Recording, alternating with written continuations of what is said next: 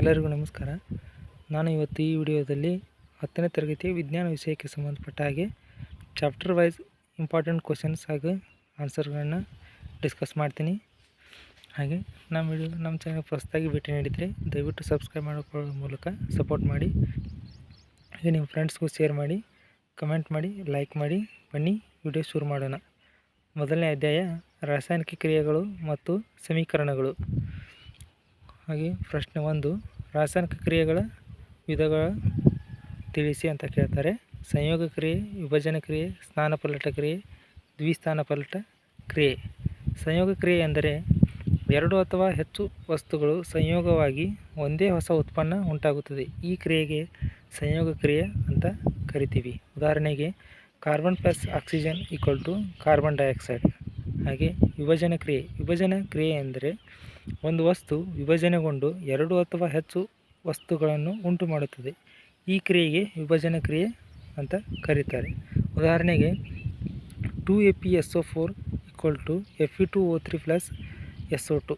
ಈ ಕ್ರಿಯೆಯಲ್ಲಿ ferrous sulphide ferrous oxide ಆಗಿ ಮತ್ತು ಸಲ್ಫರ್ ಡೈಆಕ್ಸೈಡ್ ಆಗಿ ವಿಭಜನೆಗೊಂಡಿದೆ. ಹಾಗೆ ಸ್ಥಾನಪಲ್ಲಟ ಕ್ರಿಯೆ. ಒಂದು ಧಾತುವು ಸಂಯುಕ್ತದಲ್ಲಿನ ಇನ್ನೊಂದು ಧಾತುವನ್ನು ಸ್ಥಾನಪಲ್ಲಟಗೊಳಿಸಿದಾಗ ಸ್ಥಾನಪಲ್ಲಟ ಕ್ರಿಯೆ ನಡೆಯುತ್ತದೆ. ಉದಾಹರಣೆಗೆ Fe plus CuSO4 equal to FeSO4 plus Cu. ಈ ಕ್ರಿಯೆಯಲ್ಲಿ ಕಬ್ಬಿಣವು ತಾಮ್ರವನ್ನು ಸ್ಥಾನಪಲ್ಲಟಗೊಳಿಸಿ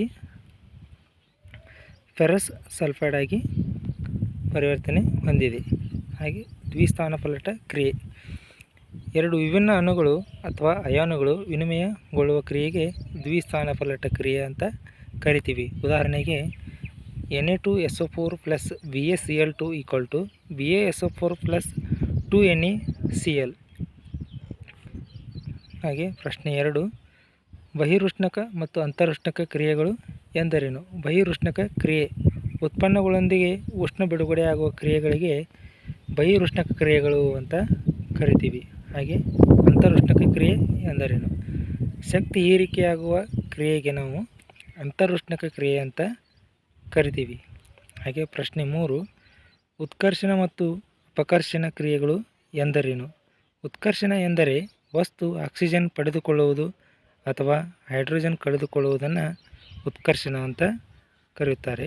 ಹಾಗೆ ಅಪಕರ್ಷಣ ವಸ್ತು ಆಕ್ಸಿಜನ್ ಕಳೆದುಕೊಳ್ಳುವುದು ಅಥವಾ ಹೈಡ್ರೋಜನ್ ಪಡೆದುಕೊಳ್ಳುವ ಕ್ರಿಯೆಗೆ ಅಪಕರ್ಷಣ ಕ್ರಿಯೆ ಅಂತ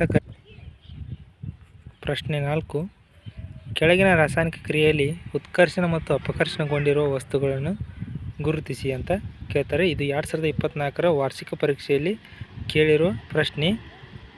ಉತ್ಕರ್ಷಣ ಮತ್ತು ಅಪಕರ್ಷಣ ಇದರಲ್ಲಿ ಯಾವುದ್ರ ಮೇಲಾದರೂ ಒಂದು ಕ್ವಶನ್ ಬಂದೇ ಬರುತ್ತದೆ. ಅದೇ ಎಂದರೇನು ಅಂತ ಕೇಳ್ಬೋದು, ಅಥವಾ ಈ ರೀತಿ ಒಂದು ರಿಯಾಕ್ಷನ್ ಕೊಟ್ಟು ಇವುಗಳಲ್ಲಿ ಉತ್ಕರ್ಷಣಗೊಂಡಿರುವ ವಸ್ತು ಯಾವುದು, ಅಪಕರ್ಷಣಗೊಂಡಿರುವ ವಸ್ತು ಯಾವುದು ಅಂತ ಕೇಳ್ಬೋದು. ಉದಾಹರಣೆಗೆ ಇಲ್ಲಿ ಒಂದು ಸಮೀಕರಣವನ್ನು ಕೊಟ್ಟಿದ್ದಾರೆ. ZnO plus C equal to Zn plus CO ಆಗಿದೆ.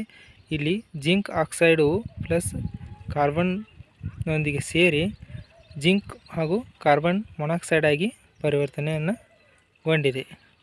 ಹಾಗೆ ZnO ಇಲ್ಲಿ ಅಪಕರ್ಷಣಗೊಂಡಿದೆ, ಕಾರ್ಬನ್ ಉತ್ಕರ್ಷಣಗೊಂಡಿದೆ. ಪ್ರಶ್ನೆ 5, ನಶಿಸುವಿಕೆ ಎಂದರೇನು? ಉದಾಹರಣೆ ಕೊಡಿ ಅಂತ ಕೇಳ್ಬೋದು.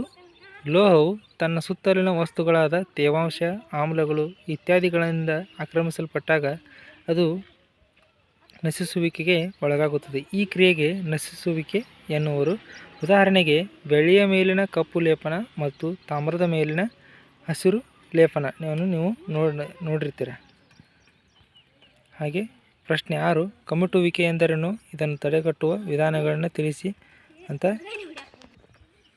ಇದು 2024ರಲ್ಲಿ ವಾರ್ಷಿಕ ಪರೀಕ್ಷೆಯಲ್ಲಿ ಕೇಳಿರುವಂಥ ಪ್ರಶ್ನೆ.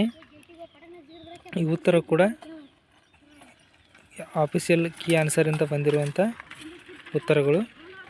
ಕೊಬ್ಬು ಮತ್ತು ಎಣ್ಣೆ ಪದಾರ್ಥಗಳು ಉತ್ಕರ್ಷಣಗೊಂಡಾಗ ಅವುಗಳ ವಾಸನೆ ಮತ್ತು ರುಚಿ ಬದಲಾಗುತ್ತದೆ. ಈ ಕ್ರಿಯೆಗೆ ಕಮ್ಮಟುವಿಕೆ ಅಂತ ಕರೀತಾರೆ.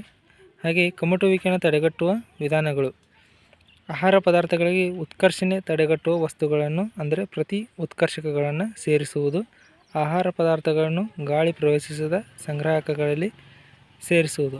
ಹಾಗೆ ಚಿಪ್ಸ್ ಬಾಟಲ್ಗಳಲ್ಲಿ ಯಾವ ಅನಿಲವನ್ನು ತುಂಬುತ್ತಾರೆ ಅಂತ 1 ಮಾರ್ಕ್ಸಿಗೆ ಕೇಳ್ಬೋದು. ಇಲ್ಲಿ ನೈಟ್ರೋಜನ್ ಅನಿಲವನ್ನು ತುಂಬುತ್ತಾರೆ, ಏಕೆಂದರೆ ಚಿಪ್ಸ್ಗಳು ಹಾಳಾಗಬಾರ್ದು ಅಥವಾ ಗಾಳಿಯೊಂದಿಗೆ ಉತ್ಕರ್ಷಣೆ ಹೊಂದಬಾರದು ಎಂದು ನೈಟ್ರೋಜನ್ ಅನಿಲವನ್ನು ಚಿಪ್ಸ್ ಬಾಟಲ್ಗಳಲ್ಲಿ ಸಂಗ್ರಹಿಸಲಾಗಿರುತ್ತದೆ. ಹಾಗೆ ಅಧ್ಯಾಯ 2 ಆಮ್ಲಗಳು, ಪ್ರತ್ಯಾಮ್ಲಗಳು ಮತ್ತು ಲವಣಗಳು. ಫೆರಸ್ ಸಲ್ಫೇಟ್ ಹರಳುಗಳನ್ನು ಕಾಯಿಸಿದಾಗ ಹಸಿರು ಬಣ್ಣವನ್ನು ಕಳೆದುಕೊಳ್ಳುತ್ತವೆ, ಏಕೆಂದರೆ ನೀರಿನ ಅಣುಗಳನ್ನು ಇಲ್ಲಿ ಕಳೆದುಕೊಳ್ಳುವುದು. ಇದು 2024ರ ವಾರ್ಷಿಕ ಪರೀಕ್ಷೆಯಲ್ಲಿ ಕೇಳಿದ್ದಾರೆ. ಇದು ಲೋಹಗಳು ಮತ್ತು ಅಲೋಹಗಳು ಆ ಚಾಪ್ಟರ್ ಕ್ವಶನು. ನಾನು ತಪ್ಪಾಗಿ ಈ ಚಾಪ್ಟ್ರಲ್ಲಿ ಆ್ಯಡ್ ಮಾಡಿದ್ದೀನಿ, ದಯವಿಟ್ಟು ಕ್ಷಮೆ ಇರಲಿ. ಹಾಗೆ 2ನೇ ಕ್ವಶನ್ನು, ಸಾರಯುಕ್ತ ಸಲ್ಫ್ಯೂರಿಕ್ ಆಮ್ಲದೊಂದಿಗಿನ ಸತುವಿನ ಚೂರುಗಳ ವರ್ತನೆ ಮತ್ತು ಉರಿಸುವಿಕೆಯ ಮೂಲಕ ಹೈಡ್ರೋಜನ್ ಅನಿಲದ ಪರೀಕ್ಷೆ ಮಾಡುವ ಉಪಕರಣಗಳ ಜೋಡಣೆಯ ಚಿತ್ರ ಬರೆಯಿರಿ ಅಂತ ಕೇಳ್ತಾರೆ. ಇದು 3 ಮಾರ್ಕ್ಸಿಗೆ ಕೇಳ್ತಾರೆ, ಫಿಕ್ಸ್ ಕ್ವಶನು, ಇದು ಬಂದೇ ಬರುತ್ತದೆ. ಇದು 2024ರ ವಾರ್ಷಿಕ ಪರೀಕ್ಷೆಯಲ್ಲಿ ಕೇಳಿದ್ದಾರೆ. ಹಾಗೆ ವಾಷಿಂಗ್ ಸೋಡಾದ ಯಾವುದಾದರೂ 2 ಉಪಯೋಗಗಳನ್ನು ಬರೆಯಿರಿ ಅಂತ ಕೇಳ್ತಾರೆ. ಈಗಾಗಲೇ ಆಲ್ರೆಡಿ 2024ರಲ್ಲಿ ಕೇಳಿದ್ದಾರೆ, 3 ಮಾರ್ಕ್ಸಿಗೆ ಕೇಳ್ತಾರೆ. ಹಾಗೂ ವಾಷಿಂಗ್ ಸೋಡಾ ಇದನ್ನು ಗಾಜು, ಸಾಬೂನು ಮತ್ತು ಕಾಗದ ಕಾರ್ಖಾನೆಗಳಲ್ಲಿ ಬಳಸುತ್ತಾರೆ. ಗೃಹ ಬಳಕೆಗೆ ಸ್ವಚ್ಛಕಾರಿಯಾಗಿ ಬಳಸುತ್ತಾರೆ. ನೀರಿನ ಶಾಶ್ವತ ಗಡಸುತನ ನಿವಾರಣೆಯಲ್ಲಿ ವಾಷಿಂಗ್ ಸೋಡಾವನ್ನು ಬಳಸುತ್ತಾರೆ. ಹಾಗೆ ವಾಷಿಂಗ್ ಸೋಡಾದ ರಾಸಾಯನಿಕ ಹೆಸರು ಕೇಳಿದರೆ ಸೋಡಿಯಂ ಕಾರ್ಬೋನೇಟ್ NaCO3. ಹಾಗೆ ಅಡುಗೆ ಸೋಡಾದ ಉಪಯೋಗಗಳನ್ನು ತಿಳಿಸಿ ಅಂತ ಕೇಳ್ತಾರೆ. ಇದು ಸೋಡಿಯಂ ರಾಸಾಯನಿಕ ಹೆಸರು ಸೋಡಿಯಂ ಬೈಕಾರ್ಬೋನೇಟ್ NaHCO3. ಹಾಗೆ ಬ್ರೆಡ್ ಅಥವಾ ಕೇಕನ್ನು ಉಬ್ಬಿಸಿ ಮೃದು ಮತ್ತು ರಂಧ್ರಯುಕ್ತಗೊಳಿಸುತ್ತದೆ. ಹಾಗೆ ಅಡುಗೆ ಸೋಡಾವನ್ನು ಆಮ್ಲಶಾಮಕಗಳಲ್ಲಿ ಬಳಸುತ್ತಾರೆ. ಹಾಗೆ ಜಠರದಲ್ಲಿನ ಹೆಚ್ಚುವರಿ ಆಮ್ಲವನ್ನು ತಟಸ್ಥಗೊಳಿಸುತ್ತದೆ ಮತ್ತು ಉಪಶಮನ ನೀಡುತ್ತದೆ. ಹಾಗೆ ಬೆಂಕಿ ಆರಿಸುವ ಸೋಡಾ ಆ್ಯಸಿಡ್ ಉಪಕರಣಗಳಲ್ಲಿ ಈ ಅಡುಗೆ ಸೋಡಾವನ್ನು ಬಳಸುತ್ತಾರೆ.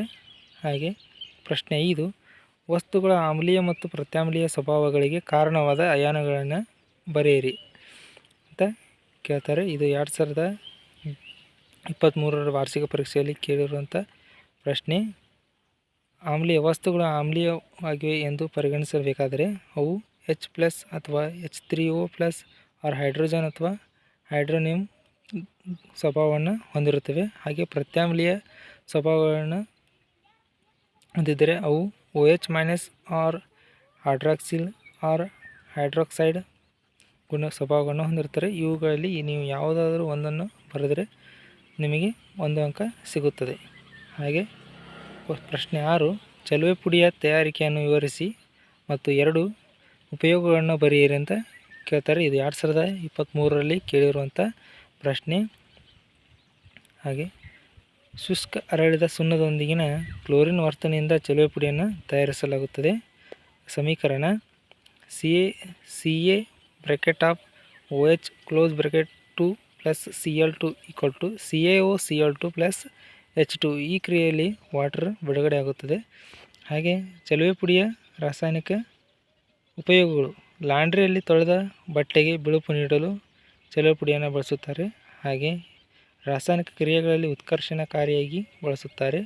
ಕುಡಿಯುವ ನೀರನ್ನು ಕ್ರಿಮಿಮುಕ್ತಗೊಳಿಸಲು ಬಳಸುತ್ತಾರೆ.